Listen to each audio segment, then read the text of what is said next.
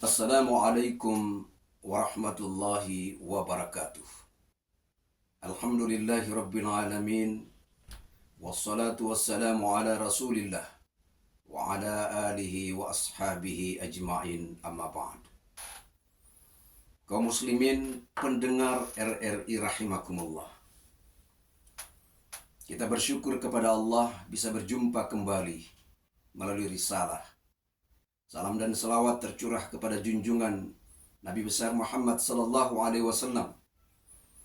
Semoga syafaat senantiasa kita raih di yaumil qiyamah ketika tidak ada lagi pertolongan kecuali pertolongan Allah Subhanahu wa taala, dan mendapat syafaat dari Rasulullah sallallahu alaihi wasallam atas izin Allah Subhanahu wa taala. Kaum muslimin pendengar rahimakumullah, berbicara tentang moderasi beragama. Apabila kita menelisik atau meneliti, melihat, memandang lebih jauh hakikat dari moderasi beragama di dalam Islam, sudah dijelaskan secara detail dalam surah Al-Kafirun. Allah Subhanahu wa taala berfirman, "Lakum dinukum waliyadin." Untukmu agamamu dan untukulah agamaku. Lalu bagaimana sejatinya memaknai moderasi beragama yang saat ini menjadi istilah yang banyak dijumpai di Indonesia? Istilah untuk moderat atau moderasi dalam bahasa Arab adalah wasatiyah, ya, yang bermakna pertengahan. Ibnu Faris dalam karyanya Mu'jam Maqayis Al-Lugha memaknainya dengan sesuatu yang di tengah, adil, baik, dan seimbang. Dalam bahasa yang umum digunakan dalam keseharian kita sehari-hari ini, wasatiyah seringkali diterjemahkan dengan istilah moderat dan bersikap netral dalam segala hal. Terminologi wasat atau dalam bentuk sifat musabbahahnya dibaca wasit. Kemudian diadopsi oleh bahasa Indonesia dengan sebutan wasit, yaitu orang yang menengahi sebuah pertandingan antara dua kubu atau kelompok dalam sebuah pertandingan sepak bola, voli, dan lain sebagainya. Kaum muslimin pendengar rahimakumullah, apabila istilah moderasi digabungkan dengan agama dan sikap dalam beragama, maka menjadi moderasi beragama yang bermakna sikap mengurangi kekerasan atau menghindari keekstriman dalam praktik beragama. Istilah ini merujuk kepada sikap dan upaya menjadikan agama sebagai dasar dan prinsip untuk selalu menghindarkan perilaku atau pengungkapan yang ekstrim, radikalisme, dan selalu mencari jalan tengah yang menyatukan dan membersamakan semua elemen dalam kehidupan bermasyarakat, bernegara, berbangsa, dan bertanah air. Istilah ini memang sangat indah untuk didengar dan secara teoritis begitu elegan, yaitu dalam beragama kita tidak boleh terlalu ekstrem baik ke kiri maupun ke kanan. Apalagi dalam konteks keindonesiaan yang multikultur dan plural, moderasi menjadi sebuah keniscayaan menurut mereka. Namun benarkah yang dimaksud moderasi beragama adalah yang demikian? Atau jangan-jangan juga terjebak ke dalam pluralisme agama yang memunculkan keyakinan semua agama adalah sama? Islam sejak awal kehadirannya telah memberikan pedoman dalam beragama, sebagaimana difirmankan Allah Subhanahu wa taala dalam surah Al-Baqarah ayat 143. Wa kadzalika ja'alnakum ummatan wasatan litakunu syuhada'a 'alan nasi wa yakuna ar-rasulu 'alaikum syahida. Dan demikian pula kami telah menjadikan kalian umat Islam sebagai umat pertengahan, agar kalian bisa menjadi saksi atas perbuatan manusia, dan agar Rasul Muhammad menjadi saksi atas perbuatan kalian. Kaum muslimin, pendengar rahimakumullah. Makna dari ummatan wasatan adalah umat yang pertengahan, tidak condong kepada ekstrem kiri maupun ekstrem kanan, yaitu berpegang teguh pada wahyu Allah Subhanahu wa Ta'ala. Tentu saja makna ekstrem sendiri juga perlu didefinisikan dengan benar, karena banyak orang yang mencap ekstrem seseorang padahal sejatinya dia berpegang teguh pada syariat Islam yang hanif. Merujuk pada ayat Al-Quran, Quran Surah Al-Baqarah ayat 143 tadi, dipahami bahwa Islam telah memberikan seperangkat aturan wahyu yang bersifat wasatan, moderat, atau pertengahan, yaitu tidak berlebih-lebihan dan tidak pula menyepelekan. Konteks ayat ini tentu saja terkait dengan kisah Nabi Isa alaihissalam, di mana kaum Yahudi berlebih-lebihan dengan menganggap Nabi Isa adalah anak hasil perzinaan, sementara kaum Nasrani berlebih-lebihan dengan menyatakan Nabi Isa adalah anak Tuhan.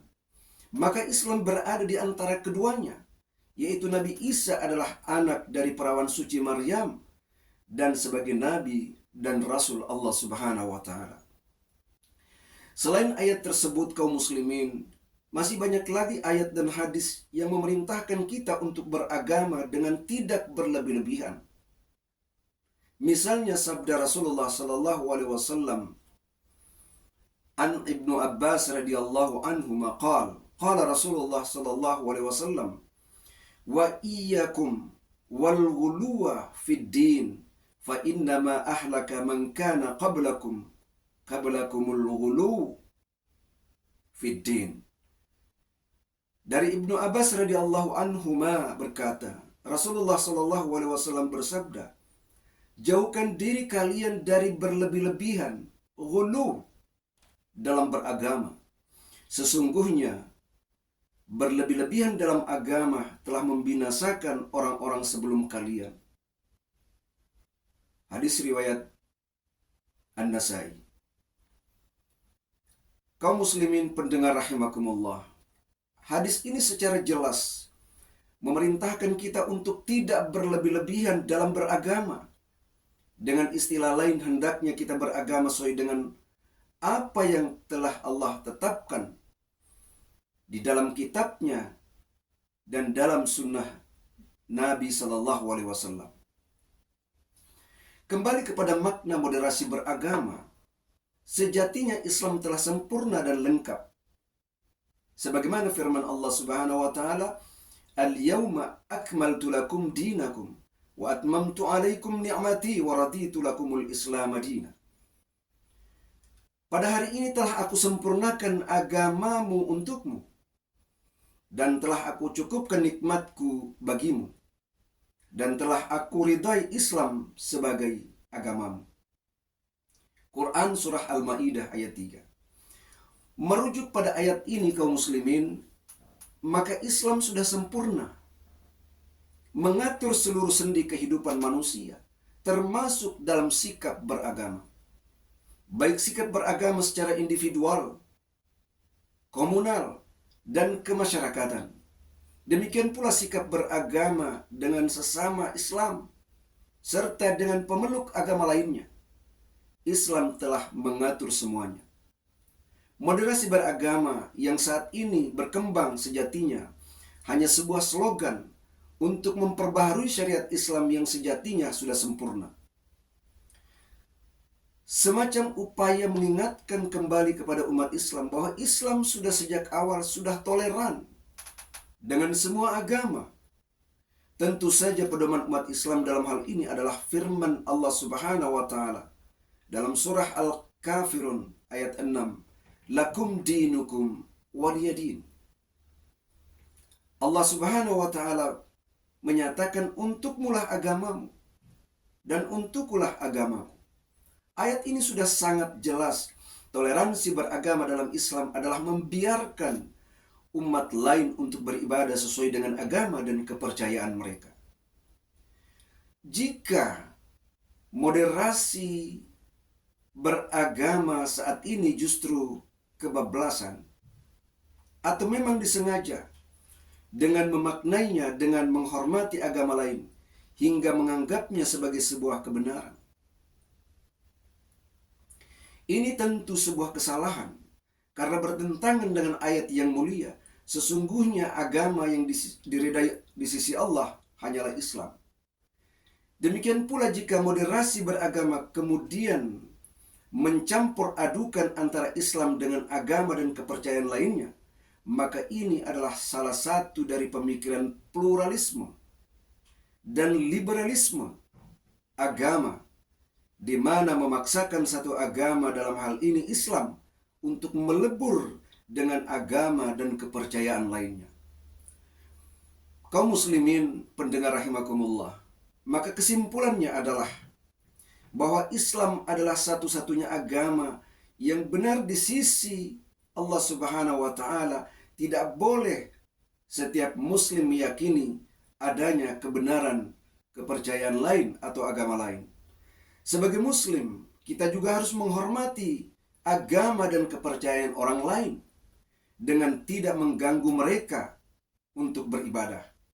Inilah sejatinya Islam yang menjadi rahmat bagi seluruh alam semesta.